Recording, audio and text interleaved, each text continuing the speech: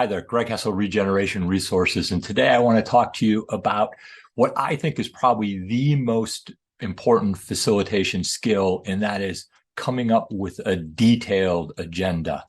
We all know agenda planning is important, and anybody who facilitates will have an agenda.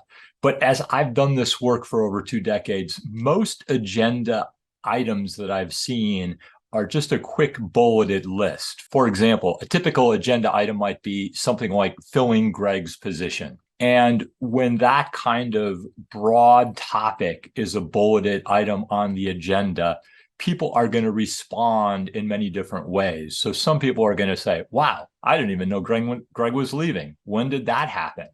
And then somebody else is going to say, are we having a party? Oh, Greg loves margaritas. Let's go to the Mexican place.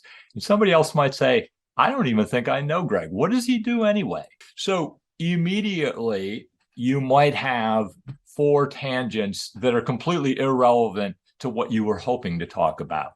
And even if the responses are a little bit more on point, somebody might say, wow, let's brainstorm who could replace Greg. And somebody else might say, well, are we going to do internal candidates or external candidates? Somebody else is going to say, what are we going to do in the interim?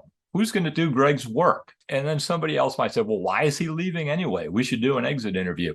These are 4 topics that are relevant, but they're still all over the place. They go in many, many different directions. And so that makes a facilitator's job very difficult. What might a more detailed agenda look like? We might have 5 topics. We might just do a quick reminder communication with a desired outcome of getting everybody on the same page. That may not even take 5 minutes.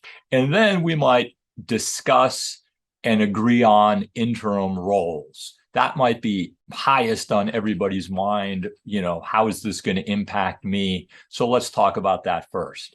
Then we might talk about a timeline for the hiring process. The process would be a discussion. The desired outcome would be a decision on how long to keep the hiring process open. When are we going to start interviewing people? We might brainstorm potential internal candidates and agree on which internal candidates you might want to encourage to apply. And then, everybody wants to talk about the party for me. So let's talk about the party. But instead of doing the party planning in the meeting, let's get some people to volunteer to plan it.